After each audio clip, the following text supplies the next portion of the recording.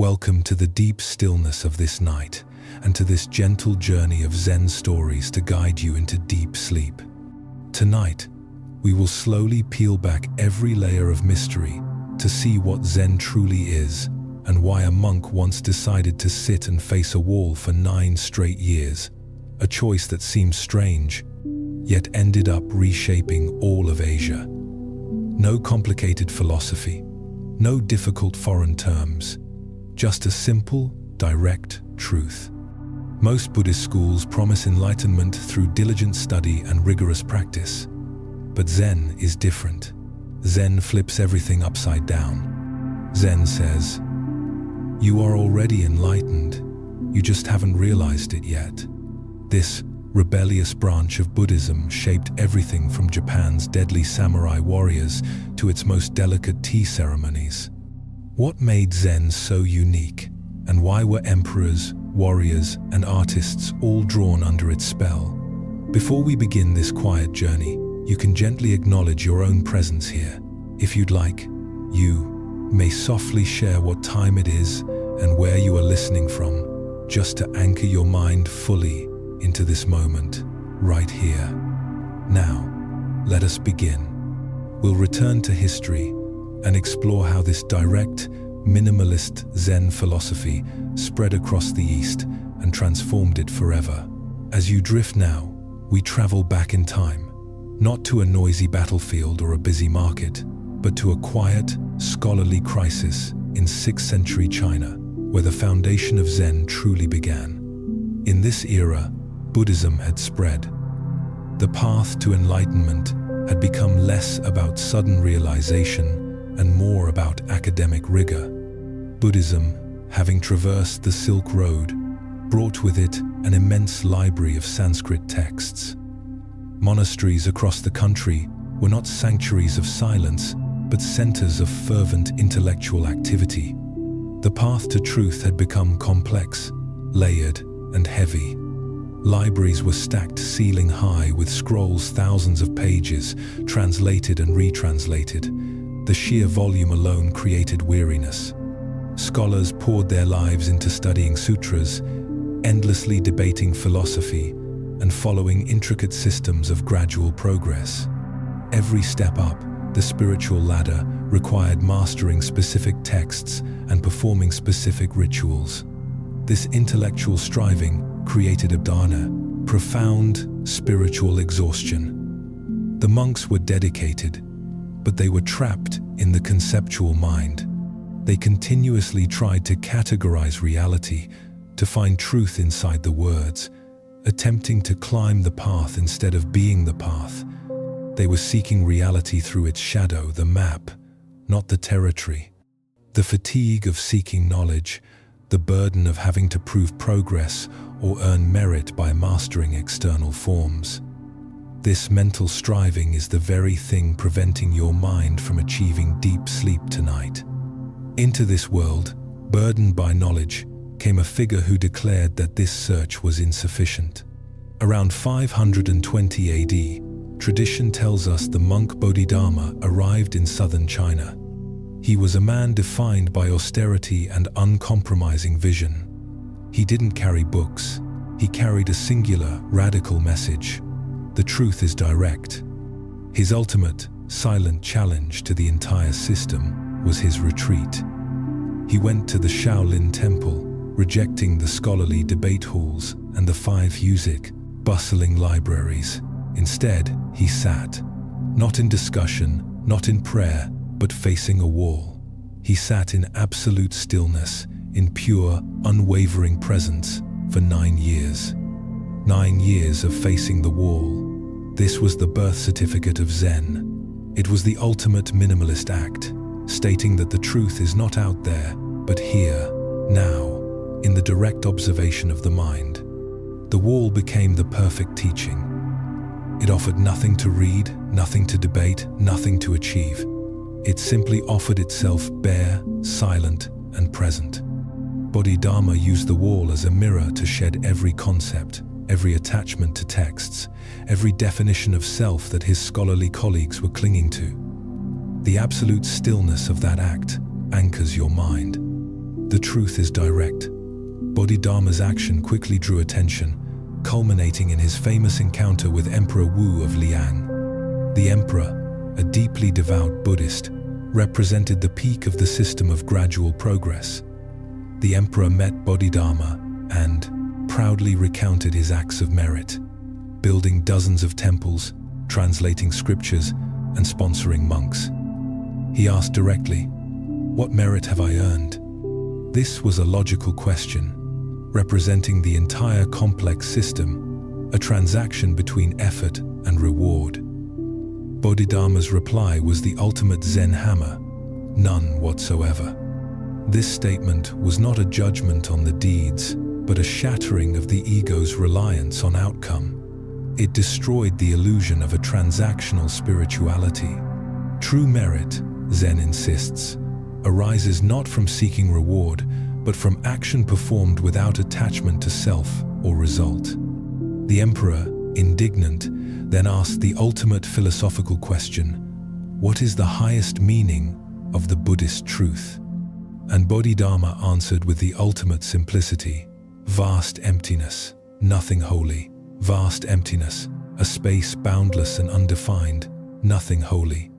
No special status, no sacred objects, no hierarchy, and no separation between the holy and the mundane. The truth is bare, vast, and ordinary. Completely lost, the emperor asked the most personal question: who is this who stands before me? And Bodhidharma simply said finally, "I do not know." This dialogue achieved instantly what years of scholarly debate could not. It stripped away the entire intellectual foundation of gradual Buddhism. It was a call to look past the finger pointing at the moon and to see the moon itself. The birth of Chan Buddhism was marked by this shift, from text to meditation. Stop relying solely on sacred texts. Emphasize direct experience through dhyana. From concept to reality. Look beyond words and categories. See reality directly. From searching to being, stop seeking a special, complex truth. The truth is the vast, empty space that witnesses the search. This entire exchange, the silence of the wall, the denial of merit, the affirmation of vast emptiness, is the first great koan of Zen. It is designed to interrupt the conceptual mind and force an immediate, radical awakening. Let the simplicity of that vast emptiness settle into the deep sleep of your mind now. There is nothing left to seek. Following the shocking dialogue with Emperor Wu of Liang, Bodhidharma knew his mission was not to conquer rulers or scholars, but to find a single successor with enough courage and resolve to receive this direct, stripped-down teaching. At that time, a man named Shen Guang, later known as Huike, sought out Bodhidharma. Huike was widely read. He had spent years reading and debating Buddhist philosophy, but his mind was still tormented by restlessness and doubt, like a river frozen over, desperate to flow but unable to move. He carried the fatigue of a scholar who had reached the limit of intellect. He sought out Bodhidharma, who sat in stillness facing the wall. It was a winter night, and snow fell heavily. Huike stood waiting outside in the snow all night. He did not move. The cold permeated his bones, but he knew that the coldness of his inner restlessness of the never-ending search was far more intense than the physical cold. Finally, when the snow was up to his waist, Bodhidharma turned and asked, in a calm but emotionless voice, "Why do you stand here?" Huike replied, "Master, please open your compassionate heart and transmit to me the path to escape this torment." Bodhidharma said, "The highest enlightenment requires the hardest training. The Zen path is the path of radical sacrifice and relinquishment.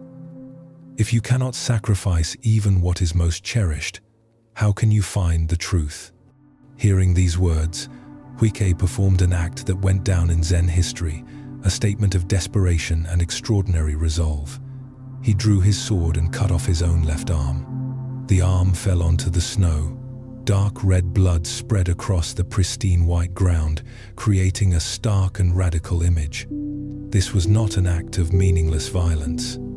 It was the ultimate declaration of letting go of the grasping self, letting go of the clinging to the body, letting go of every concept of safety and comfort he had relied upon.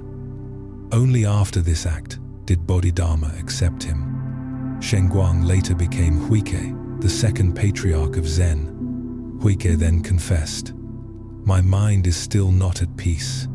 I beg the master to pacify my mind for me." He was not demanding a new philosophy. He only begged for peace. He asked Bodhidharma to intervene in the restless mind that tormented him. Bodhidharma replied with a simple, unimaginable command, "Bring your restless mind here to me, and I will pacify it for you." Huike began to search. He turned inward, scouring every corner of his consciousness. He searched for that restless self, that feeling of tension, that burden of seeking. But whenever he tried to grasp it, it vanished. It was not an object. It had no fixed shape, no fixed location. He replied, "I have searched, but I cannot find my restless mind." Bodhidharma said, "Then I have already set your mind at rest." That moment was Huike's enlightenment. He realized that restlessness is not a fixed object he must carry. It is merely an illusion created by the act of searching. When the searching stops, the restlessness also disappears. He was freed from the burden of the seeking self. Following Bodhidharma, the great Zen masters who came next realized that the teaching of Zen direct experience was too easily distorted by the conceptual mind. Students would inevitably try to think about vast emptiness or try to analyze non-self. Therefore, they developed radical methods designed to shock the student awake from the dream of logic. These methods were like a sudden splash of cold water, immediately interrupting the mind's flow of thought. Master Linji was famous for his methods, shouting and hitting. If a student asked a philosophical question about the Buddha, Linji would let out a powerful shout, called katsu, so loud it would stun the student into silence. Sometimes, he would answer with a slap or a blow from a stick. Why violence? It was not personal violence, but a calculated spiritual violence, like a surgeon using a sharp scalpel to remove a tumor. It was a hammer blow meant to shatter the wall of logic. In the moment of shock, the analytical mind is paralyzed and pure presence emerges. The shout, the strike, contained no philosophical meaning. It was a naked action, forcing the listener to stop immediately. Master Mazu also used loud shouts that left students stunned. He used his entire body as a teaching instrument, transferring energy directly without the need for words.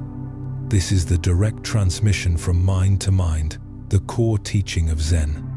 And then there were the koans, the impossible, non-logical riddles. Koans are designed to force the mind to exceed the limits of reason.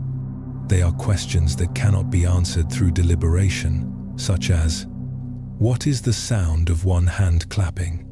What was your original face before your parents were born? Koans are not riddles with solutions. They are philosophical traps designed to create great doubt. The student spends years wrestling with a single koan, attempting to solve it with logic. When logic fails, the mind reaches a dead end, a wall it cannot pass. This very desperation shatters the logical barrier, and the answer erupts from direct experience, from a moment where the conceptual mind is broken. The truth appears, not because it was found, but because the search could no longer continue. The story of Dongshan and the river is a perfect illustration. He searched for years. One day, while crossing a stream, Dongshan saw his own reflection and awakened. He wrote, "Do not seek the person elsewhere far away. The person goes the person's own way apart from me. Now I go my own way, but everywhere I meet the person. The truth had been there all along, merely obscured by the search. When these direct teachings reached Japan in the 12th century, they became known as Zen. They quickly split into two major schools, each carrying a different approach to shattering the conceptual mind, but sharing the same purpose. The Rinzai school, founded by Master Eisai. This school follows the tradition of Linji, emphasizing Koan study and shock methods to achieve sudden awakening, known as Satori. Enlightenment is described as a flash of lightning that dispels the darkness. It is an acute realization that must then be nurtured. This school attracted the samurai warriors and the elite due to its emphasis on directness, decisiveness, and the readiness to face death. 2. The Soto school, founded by Master Dogen. Dogen brought back a fundamentally different teaching from China. This school focuses on Zazen, or shikantaza, meaning just sitting. Dogen taught that koans were unnecessary. The act of sitting meditation is enlightenment. Enlightenment is not a future goal to be attained, but the pure presence of this very moment. Soto says, "You do not sit in meditation in order to become enlightened. You sit in meditation because you are already enlightened." Dogen's approach is one of silent illumination, slowly permeating the being. Yet, whether it is the lightning flash of Satori or the silent illumination of shikantaza, both schools maintain Bodhidharma's core teaching. Directly point to the mind, see your true nature, transcending words.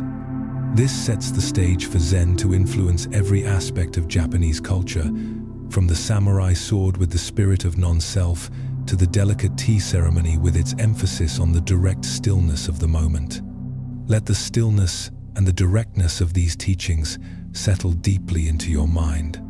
All searching and burdens can now be put down. We have seen that Zen was born from the minimalist act of Bodhidharma and the radical relinquishment of Huike.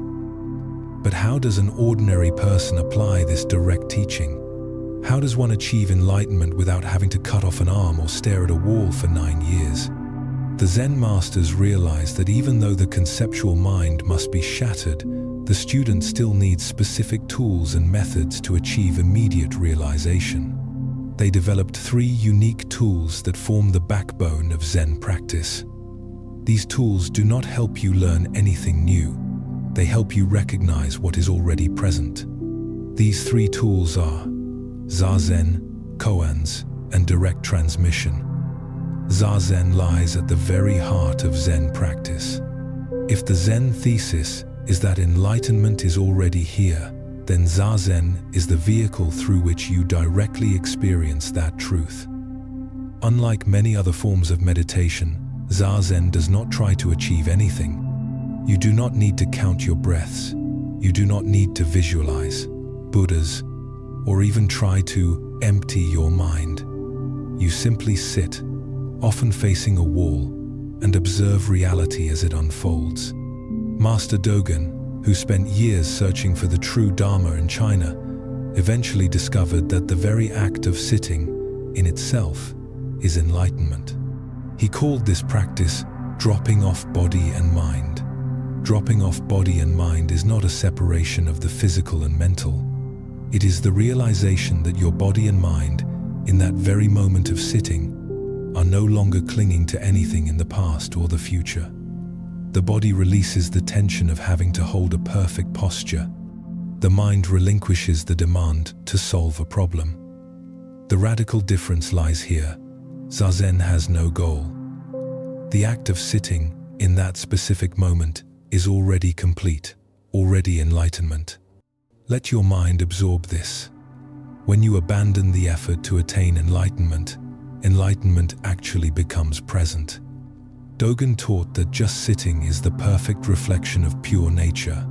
It is like a deep lake. The water does not have to strive to reflect the sky. It only needs to be still. The moment it stops rippling, it reflects everything perfectly. When you sit in Zazen, You are not seeking a special state. The mind will continue to produce thoughts. Like clouds drifting across the sky, thoughts will come and go. The key point is not to clear the sky of clouds, but to stop mistaking the clouds for the sky itself. When practicing Zazen, you create a space for every thought to arise and dissolve. You do not resist them. You do not pursue them. You simply sit, allowing your body and mind to fully drop off, recognizing that you are the still sky, unaffected by the weather within. Koans are Zen's most famous innovation. They are illogical, paradoxical questions such as, what is the sound of one hand clapping? Or, what was your original face before your parents were born? These are not ordinary riddles that can be solved by reason. They are hammers created to shatter the wall of conceptual thinking. A monk might spend years wrestling with a single koan. The answer cannot come from logic or study. It must erupt from direct experience. The koan works by creating great doubt. It forces the mind to reach a dead end, a place where all logic collapses. This is the difference between thinking about a problem and becoming the problem. The koan does not allow you to stand outside and analyze. It consumes you. Feel the intensity of that process. The intensity of searching for a door you know is not there until the search ceases entirely. That is the feeling of desperation transformed into completeness. This desperation is not a negative emotion, but a calculated spiritual pressure. It is like Master Linji's shout, stunning you, but this time, the shock happens internally, caused by the breakdown of your own intellect. When the conceptual mind is exhausted, it is forced to let go. This very desperation creates the space for sudden awakening, called Satori. The story of Dongshan and the river is a perfect illustration. He had wrestled with a koan. One day, while crossing a stream, Dongshan saw his own reflection and awakened. He wrote a famous verse, "Do not seek the person elsewhere far away. The person goes the person's own way apart from me. Now I go my own way, but everywhere I meet the person."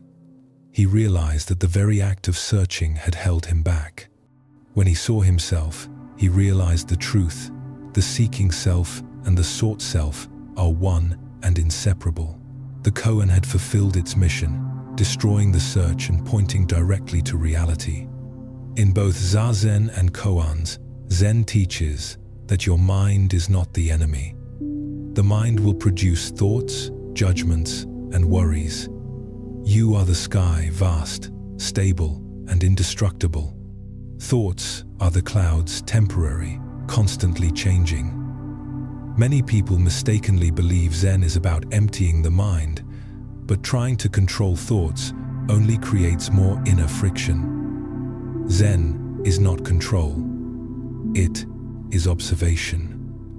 When you sit, or when you wrestle with a koan, you are training your ability to abide in the raw truth of this moment without the interference of logic or judgment. You are learning to let the clouds drift by while you remain firmly anchored as the sky.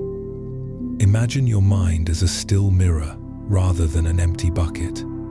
The mirror does not retain the image. When a koan appears, the mirror reflects it fully. But after the image is gone, the mirror remains empty and untouched. This is your pure nature. Allow your mind to rest in this realization. You do not need to fight against any stream of thought that arises. Just recognize that they are clouds, and you are the still sky forever unaffected. We have examined Zazen and Koans, two tools designed to shatter the clinging to words and concepts. The third tool of Zen is direct transmission, also known as the direct transfer from mind to mind. Direct transmission affirms a fundamental truth. The ultimate truth cannot be grasped by words or concepts. It must be transmitted from mind to mind, much like one flame lighting another candle. This principle emphasizes that only one human being can recognize the enlightenment of another. This principle leads to an absolute emphasis on the relationship between master and student. The master develops unique, tailored methods specifically for each student to trigger awakening. This transmission happens outside of scriptures, outside of rituals, and often occurs in a random, unexpected moment. The story of Huineng, the sixth patriarch of Zen, is the greatest testament to this principle. Huineng was an illiterate woodcutter. He could not read and had no knowledge of Buddhist scriptures. He performed manual labor, grinding rice and chopping wood in a monastery. He was a simple laborer, often looked down upon by the more scholarly monks for his lack of learning. At that time, the fifth patriarch, Hongren, held a competition to find a worthy successor. Each disciple was required to write a verse to demonstrate their level of realization. The most gifted scholar, Shenshu, who was widely expected to become the sixth patriarch, wrote a famous verse on the monastery wall. His verse was a perfect reflection of gradual practice and striving. The body is the Bodhi tree. The mind is like a bright mirror stand. Constantly wipe it diligently, lest dust alight upon it. This verse was philosophically perfect. It spoke of gradual cultivation and the maintenance of purity. It clearly demonstrated clinging to the notion of the self and clinging to the work. This very striving, this weariness of always having to keep the mind clean, is the biggest burden Zen seeks to remove. However, Huineng, the illiterate woodcutter, heard this verse and instantly perceived the clinging within it. His direct understanding surpassed all the other scholars. He asked another person to write his own verse on the wall beside Sheng Xiu's. Huineng's verse was a radical declaration of non-self. Bodhi originally has no tree. The bright mirror also has no stand. Since fundamentally there is not a single thing, where can dust alight? This verse made no mention of cultivation, no mention of wiping, and no mention of the self. It went straight into non-self and emptiness. The truth that the fundamental nature of all things is empty, with nothing to cling to, and therefore nothing to wipe away. It was an immediate, radical enlightenment. Hongren, the fifth patriarch, saw this verse and recognized Huineng's absolute realization. To avoid the envy and division among the scholarly monks, Hongren secretly summoned Huineng to his room, transmitted the robe and bowl to him, and directly transmitted the mind seal, the ultimate truth, from mind to mind. Huineng's story reveals a core truth of Zen. The truth exists outside of scriptures and academic learning. The direct understanding of an illiterate woodcutter transcended that of all the other scholars. It is a profound reassurance to all of us. Exhaustion comes not from having too little knowledge, but from having too much knowledge. After grasping the three tools, one might still think that Zen is a special state, a separation from daily life. But this is where Zen becomes completely revolutionary and most relevant to us, especially in this moment of rest. Master Nansen told his students, "Ordinary mind is the way." Zen does not demand that you achieve some transcendent state. On the contrary, it points directly to your everyday consciousness, eating, walking, washing dishes, as the path itself. The challenge is not to reach a special state, but to see what is already present without the filters of thought and judgment obscuring it. Consider the difference that this directness brings to the simplest actions. Walking. When you walk, your mind is in the future planning tomorrow, or in the past analyzing an argument. You walk a mile, but you are not truly present for any single step. You are fragmented. When you walk with the ordinary mind, each step is a complete event. You feel the weight of your body settling onto your heel. You hear the sound of your shoe gently meeting the ground. You recognize the miracle of balance keeping you upright. There is no goal, there is only this step. eating and drinking. When you eat with the ordinary mind, you are not thinking about calories, the next meeting, or watching the news. You simply taste the food. The sweet, the salty, the crunch. This complete focus frees you from the burden of judgment, the burden of having to label every experience as good or bad. The difference lies in this. Are you fully present in the action? A Zen master summarized this perfectly. Before enlightenment, chop wood, carry water. After enlightenment, chop wood, carry water. The actions remain the same, but the understanding is different. The difference lies in removing the conceptual overlay, the layer of thought we place upon reality. Zen is not about making life special. It is about recognizing the specialness already present in the ordinary. This is the core for your deep relaxation. The ordinary mind is undivided. It is not fragmented between past and future. It is gathered completely in the present, and that is the source of deep rest. Let this simplicity of the ordinary mind permeate your rest. You do not need to change what you are doing. You only need to change how you see what you are doing. Peace comes not from complexity, but from the stillness found in ordinary action. When the teachings of Zen spread in Japan, they found an unlikely ally, the samurai class. On the surface, this seemed contradictory, a doctrine of stillness and compassion aligning with a warrior class tied to war, violence, and death.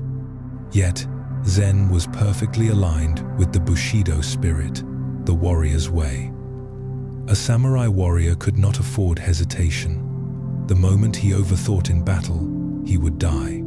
Zen taught exactly this: how to transcend thought and enter into direct action. The samurai needed a philosophy that could strip away all excess, focus entirely on the present moment, and face mortality without flinching. Zen provided the absolute answer to this need. The core principle Zen imparted to the warriors was Mushin, or the mind of no mind, the mind like water. Zen master Takuan Soho explained this to the legendary sword master Yagyu Munenori. The mind must constantly flow, like water.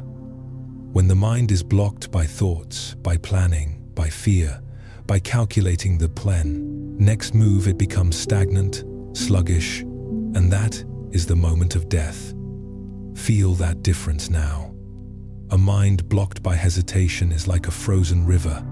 It becomes rigid, cold, and detached from reality. Conversely, a mind in the state of Mushin is fluid, warm, and without a fixed shape. It does not dwell on the opponent, the sword, or the self. When fighting with Mushin, a sword master does not think about his next move. He does not analyze strategy. He simply reacts, like an image reflected on a mirror. The mirror reflects everything perfectly, but it retains nothing. Let this stillness settle.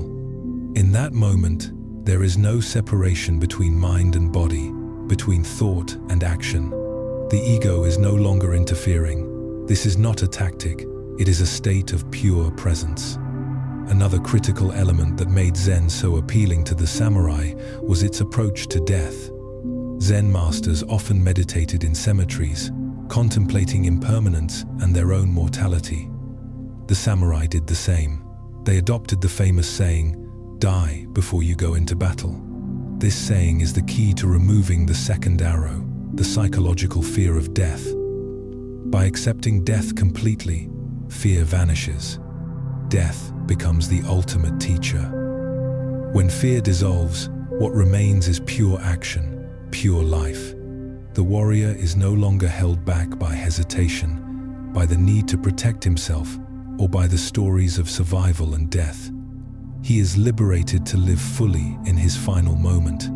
Japan's greatest swordmaster, Miyamoto Musashi, spent years practicing Zen discipline between duels.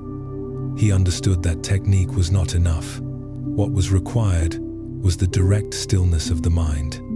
His final book, The Book of Five Rings reads like a Zen scripture, simple, direct, pointing straight to reality beyond words. Mushin and the vividness of the senses, deep analysis. The state of Mushin is not just an empty state, it is a state of intense vividness. When the conceptual mind stops, the senses are freed from the filter of judgment. In the moment of combat, when the sword master achieves Mushin, the world becomes strangely crisp. This inner stillness opens up a new level of awareness. Hearing, he no longer just hears his own sword. He hears the breath of his opponent, the accelerating heartbeat, the slightest shift of the opponent's weight on the ground. Every sound is raw information, untainted by fear. Sight. He no longer sees the opponent as a threat, but merely as a moving form, a flow of energy. His field of vision expands, encompassing everything at once without the need to force focus. Everything is seen, but no story is told about it. Feeling. He feels the movement of the sword in his hand, as if it were a natural extension of his arm. There is no friction, no awkwardness. Hesitation is the cause of mental exhaustion. Mushin is rest. The mind in this state operates at the speed of light because it has dropped the delay of thought. Zen's influence is not just in philosophy, it permeates the form and discipline of martial arts. Zen monasteries adopted the discipline of the warrior, organizing meditation halls on the model of army barracks, with strict hierarchy and precise timings. In Kyudo, the Japanese art of archery, the goal is not merely to hit the target. The goal is the perfect unification of the archer, the bow, and the target. The entire process is a silent ritual. The archer does not just perform the act of shooting, he becomes the act. The process is a moving Zazen. The archer enters the posture, draws the bow, holds the breath, and relinquishes the will. This is the core point of Kyudo. Relinquish the will. The archer must reach a state where the arrow shoots itself. The archer is no longer the shooter, he is merely part of the flow of energy. A master archer was asked, "How do you never miss?" He replied, "I have become one with the target. When I release the arrow, I have already hit it." This is the absolute unification of Zen in action. There is no separation. There is no thought of the self or the other. Let the stillness of this awareness settle. Where there is no separation, there is no judgment. Hesitation is what exhausts us most. Letting go of it is the deepest rest. We have seen how the teachings of Zen merged absolutely with the warrior spirit, teaching them how to act with Mushin, the mind of no mind. But the influence of Zen did not stop on the battlefield or in the dojo. On the contrary, it permeated the most delicate aesthetic practices of Japanese culture, proving that complete presence can be found in every action, whether it is drawing a sword or preparing a single bowl of tea. The essential point of this transition is that both sword technique and artistic creation require absolute attention, the relinquishing of personal will, and the wholeness of the present moment. When a sword master acts, he does not think. When a Zen artisan creates, she also does not think. Both strive towards a state of action without agent. The Japanese tea ceremony seems a world away from the samurai sword, yet they share the same spirit of Zen. The tea ceremony requires hundreds of gestures and movements that are incredibly meticulous and precise, yet they must be performed in a way that is natural, like breathing. One clumsy movement can shatter the entire spirit of the ritual. Zen master Sen no Rikyu, considered the greatest master of the tea ceremony, taught that the heart of the ceremony lies not in the rules or the etiquette. It lies in preparing a single bowl of tea with total attention. Nothing more, nothing less. Let your mind listen to the stillness within the tea room. The host does not just perform the steps, she becomes the flow of the ritual. When she scoops the water, there is only the act of scooping water. When she whisks the tea, there is only the sound and the motion of the whisk. In that moment, the host's ego dissolves. There is no judgment, no thought about how good the bowl of tea will taste. There is only the naked presence of the act of serving. The simplicity within the tea ceremony, the rough pottery, the minimalist tea room emphasizes wabi-sabi. It reminds us that this moment is unique, unrepeatable, and perfection lies within imperfection. Deep analysis. The 4 principles of the tea ceremony. The tea ceremony is built on 4 core principles, each a Zen lesson. Harmony. Harmony among participants, between people and nature, and between the objects and the space. This is the relinquishing of separation, recognizing that you are an inseparable part of the environment. Respect. Absolute respect for every person and every object, even the simplest ceramic bowl. This is the practice of non-self, dropping judgment and hierarchy, seeing the inherent value of all things. Purity. Cleanliness of body and mind. This is the practice of ordinary mind, removing the dust of thought and concept. Tranquility. The deep stillness achieved when the first 3 principles are realized. This is the state of moving Zazen, where stillness is not the absence of activity, but the complete presence within the activity. Tranquility is achieved not by running away from the world, but by tuning oneself perfectly to the world. 8. Zen painting. Action in a single breath. Zen gave rise to a unique style of painting known as Zen painting or sumie. Artists might spend years grinding ink and preparing their minds for a single work. But when they finally take up the brush, the painting must be completed in a single breath, without hesitation, without correction. Zen master Hakuin was a master of this. He is famous for painting the Zen circle. The circle is created with one single, continuous brush stroke. The circle might be imperfect, it might be open, it might be closed. The importance is not its geometrical perfection, but the pure expression of the moment of awakening. Analysis of the Enso circle. The Enso is a visual koan. The open circle may symbolize imperfection and emptiness. The closed circle may symbolize the wholeness of all things. Whether open or closed, it is always the expression of a mind freed from the will to control. Feel that relinquishment. The entire training, preparation, and realization of the Zen master are condensed and released in one simple brush stroke. When there is no hesitation, no judgment, the action becomes free and complete. The Zen garden, especially the famous dry landscape gardens like Ryoanji, is another testament to Zen minimalism. The garden is nearly stripped of all excess. The garden contains only 15 rocks, moss, and white gravel raked into perfect wave patterns. These gardens are not places for entertainment, they are object koans. They are places where visitors sit for hours, finding peace in their stillness and their abstract nature. The act of raking the gravel by the Zen gardener is a form of moving meditation. Each rake stroke is an act of absolute focus, like writing a sutra. It is not done to achieve a final artistic result, but to be present in the repetitive action itself.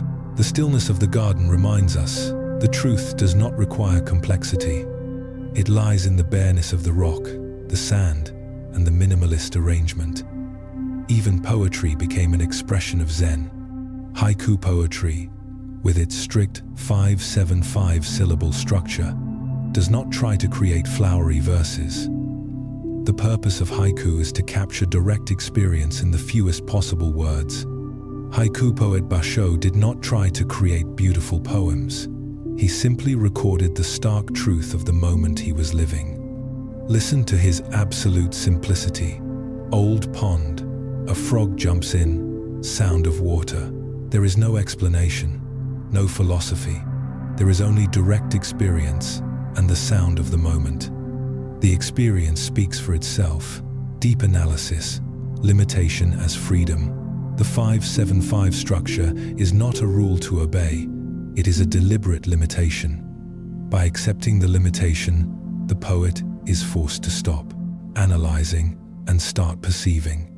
That limitation creates radical freedom, forcing attention onto a tiny moment and seeing the infinite within the finite.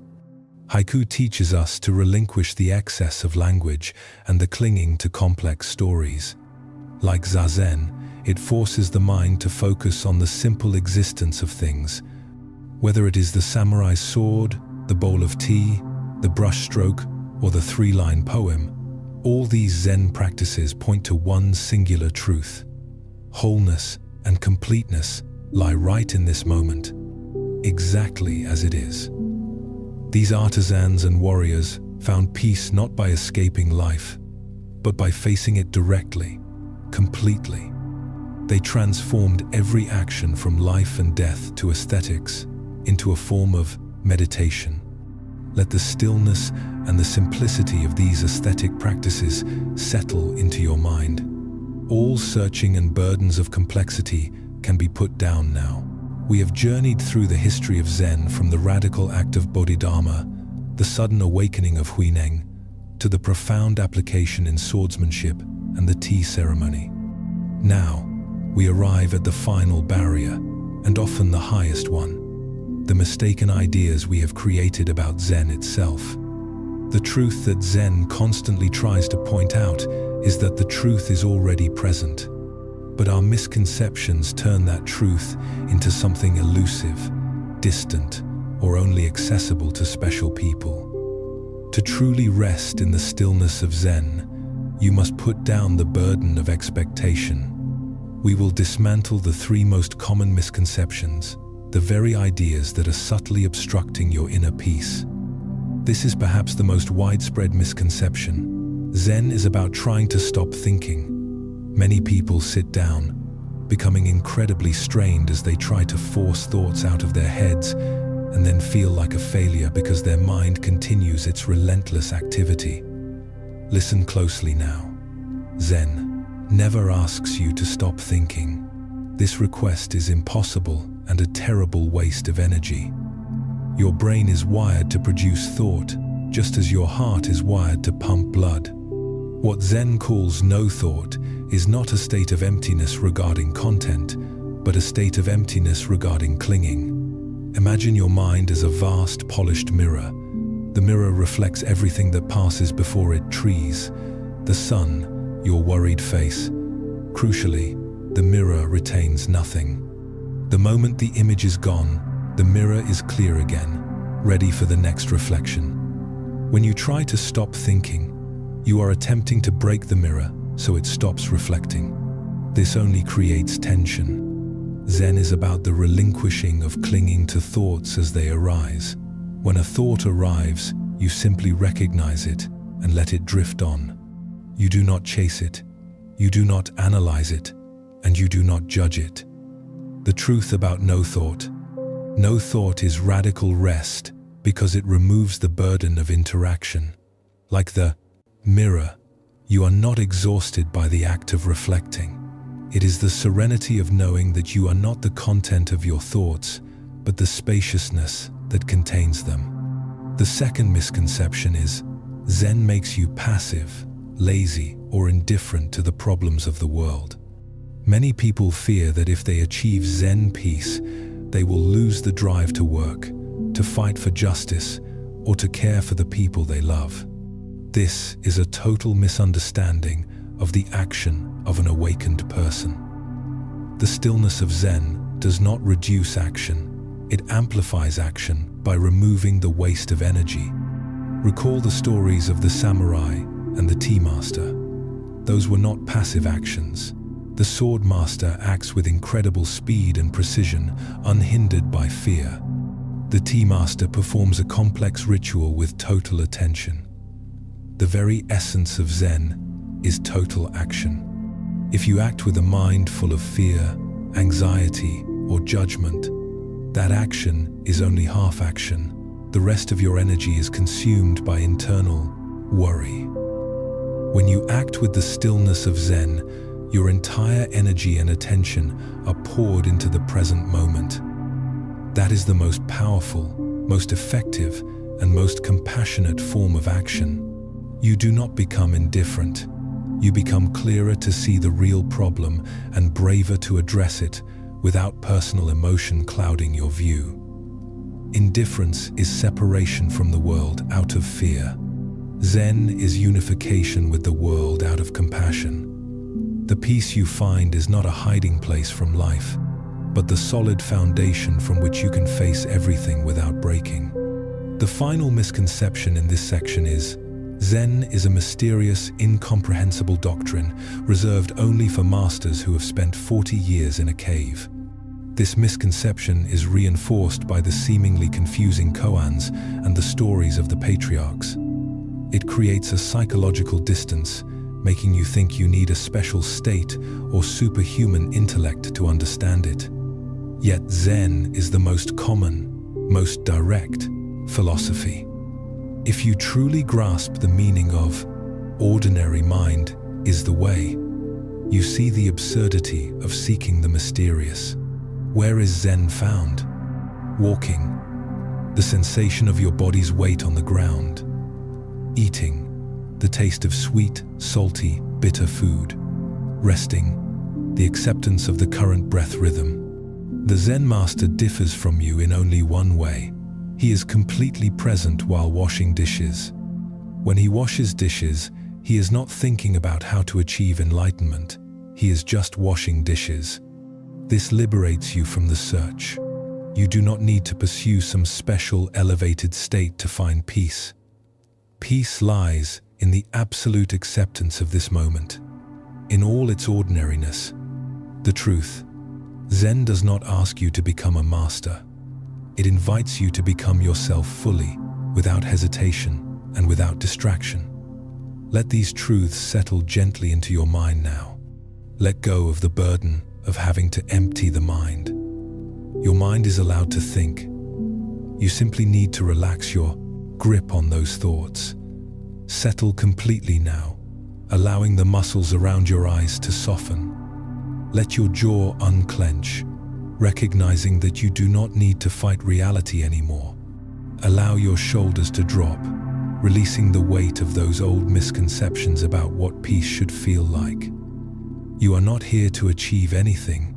You are here to simply be, exactly as you are. Feel the deep support beneath you, holding you completely. You are already complete. You are already home. The fourth misconception is, you need a silent monastery, a special cushion, a tranquil mountain, or a perfect block of time to practice Zen. This misconception creates procrastination in our modern lives. We constantly tell ourselves, when I have enough time, when I retire, when the office is no longer noisy, I will begin my meditation. But Zen Master Foyan addressed this illusion with absolute directness. There is no special time or place for Zen practice. Your daily life is the way. Your mind is your meditation hall. Stillness is not the absence of sound. It is the absence of resistance to that sound. Remember the story of the monk who complained to his master about the noisy temple. The master replied, "You are trying to avoid the noise. Let the noise avoid you." What does this mean for you? The noisy office, that is your koan.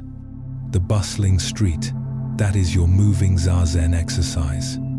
The tight schedule, that is your reminder to stop being scattered and be fully present in this moment.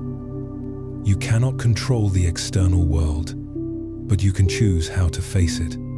Zen teaches that if you can only find peace in a silent monastery, that peace is fragile and conditional. True peace is the peace you find right in the middle of the chaos. Allow your mind to relax into the truth that wherever you are, even on this bed, at this hour, is the perfect place to practice Zen. The final and most dangerous misconception is, Zen is an escape from life's problems, a state of spiritual bliss where all troubles vanish. This leads to a futile search for some special state. When that state is not achieved, we feel like a failure. The Zen truth is total confrontation. Zen requires you to meet life directly, fully engaging with every situation. Are you facing financial difficulty? Meet it directly. Do not hide. Are you experiencing pain? Meet it directly. Do not label it. The Zen master famously said, "If you find the Buddha, kill the Buddha. If you meet the patriarchs, kill the patriarchs." This shocking statement is not a call to violence. It is a radical warning against clinging to any idea of spirituality or divinity. Do not escape into the idea of the Buddha. Do not escape into the idea of enlightenment. Wake up to what is here, right now. Zen is not an escape. It is a revival in raw reality. We have stripped away all the mystery. Zen is not hidden in sacred texts or perfect meditations. It is alive in every breath, every step, every moment of your life. You are already complete. The only thing missing is your recognition of this fact. Zen Master Linji summarized it perfectly. The true person has no rank, no form. Stop searching, stop chasing. What you are looking for is what is looking. Let these words dissolve into your stillness. Let go of the entire fatigue of searching. Allow your forehead to soften, permitting your eyelids to close naturally. Release your jaw, recognizing that you do not need to fight reality anymore. Feel this profound rest. Peace is not a place you must arrive at, but the place you have always come from. We have journeyed together through a profound path, shedding all misconceptions and complexities to touch the very core of Zen, the direct and minimalist teaching.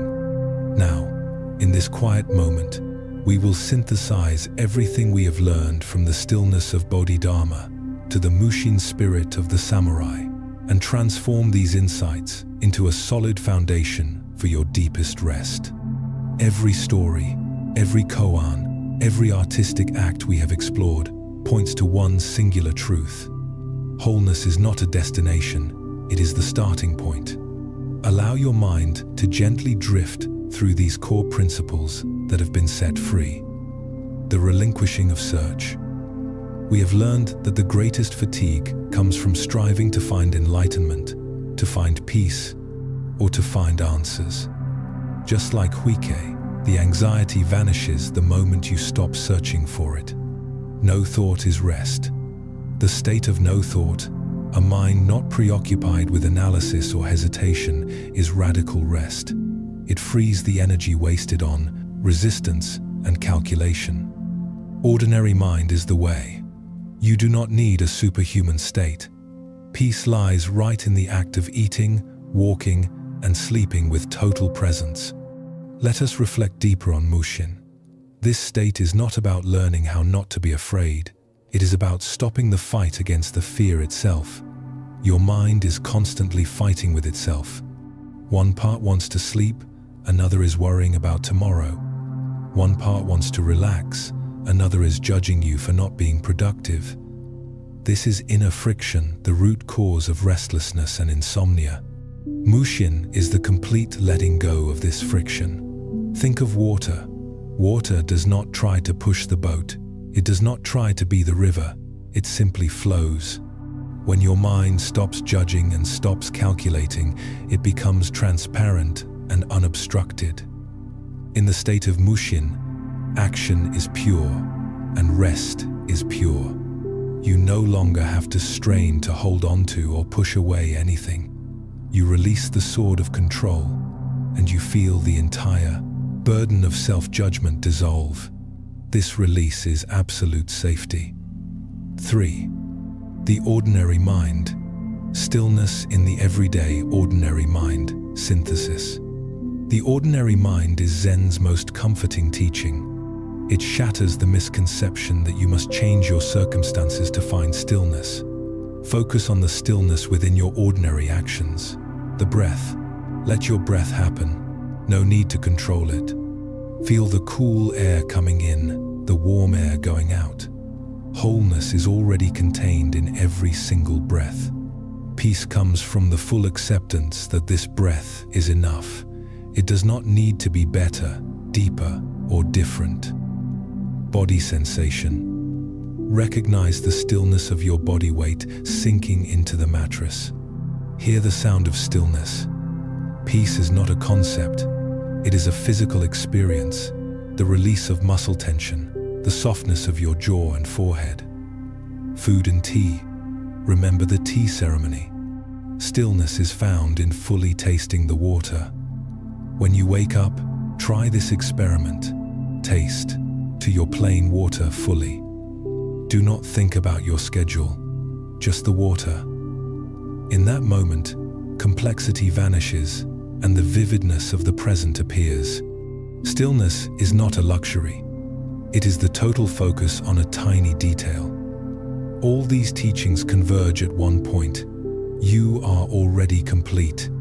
Zen Master Linji summarized the entire teaching of Zen. The true person has no rank, no form. Stop searching, stop chasing. What you are looking for is what is looking. Let these words dissolve into your stillness. You do not need to be fixed. You do not need to be improved. And you do not need to wait for a future moment to be accepted.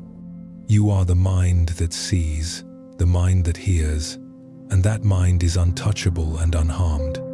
In this very moment, realize that anxiety, fatigue, or self-judgment are only clouds passing through your sky. They are not you. You are that still sky. Recall the metaphor of the glasses on your head. You have been searching for peace, enlightenment, and completeness. Everywhere, all day, all your life. The truth is, you have carried it with you all along. The moment you stop searching, you see it. This is the foundation of deep Zen sleep. When you stop identifying yourself with the clouds, you automatically rest in the vast, unshakable expanse of the sky. There is no more exhaustion from having to strive. We have completed the journey through the great teachings. Now is the time to transmit this entire understanding from your mind to your body. Let go of every remaining notion of what you have heard. There is no need to memorize. There is no need to analyze. The knowledge has now become physical stillness, sinking into every muscle fiber, every cell. Feel your entire body beginning to grow heavy.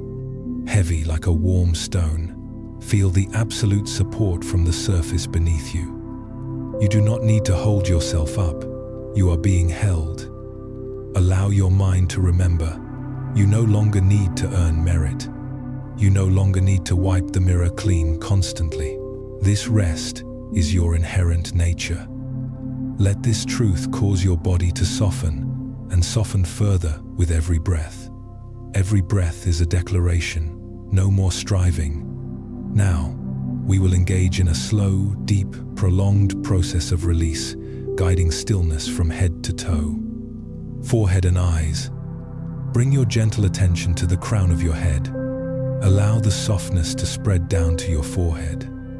Think of all the efforts of self-correction throughout the day, the anxiety over perfection. Let that tension dissolve.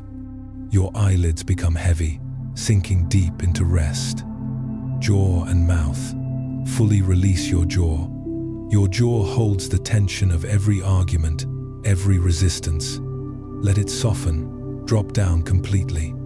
There is no need to hold back any words, any arguments, any objections. Neck and shoulders, the historical burden. This profound relaxation spreads down to your neck and shoulders. Think of all the burdens you felt you had to carry, the responsibilities that weren't yours, the anxieties about the future. Feel the weight of your shoulders melting, stretching, and pulling away from your ears. All the burdens of responsibility, of striving, are completely put down. You have nothing to carry tonight. Chest and core. This stillness flows down to your chest and abdomen. Remember the state of Mushin, the mind unoccupied. Allow your chest to release its defense. Your breath is a perfect event. It does not need intervention. Feel the peace as your abdomen softens completely, releasing all contracted worry. Back and foundation. The relaxation deepens into your back and spine. Feel the solidity of the foundation beneath you. This is the wall of Bodhidharma. It does not move. It holds you. Every vertebra, every deep muscle is allowed to stretch out, loose and yielding. Feel the heaviness of your back sinking deep into the support of the bed. Hips, thighs, legs. This warm heaviness spreads down to your hips and thighs. Feel the density and warmth of the muscles letting go. As the heaviness descends, remember impermanence. Every restless sensation, every discomfort in your legs is temporary. It arrives and it will dissolve. You do not need to do anything about it. Shins and feet. The stillness permeates your shins and feet. Feel the complete relinquishment. Your feet have completed the journey of the day. Now, they are entirely weightless, entirely at rest. Your entire body is now a heavy, quiet object, anchored completely in the present moment. Recall the Linji principle. You are already complete. The only thing required is to let go of the search. In this final moment, remember the beauty of impermanence. All thoughts will pass. All sensations will dissolve. Sleep is the acceptance of that complete letting go. If these Zen teachings have brought you comfort and peace, you may gently consider pressing the subscribe button or liking this video. That action will help our journey continue and bring this stillness to many others who are searching. Now, you can relinquish the will to stay awake. Allow your mind to become loose, soft.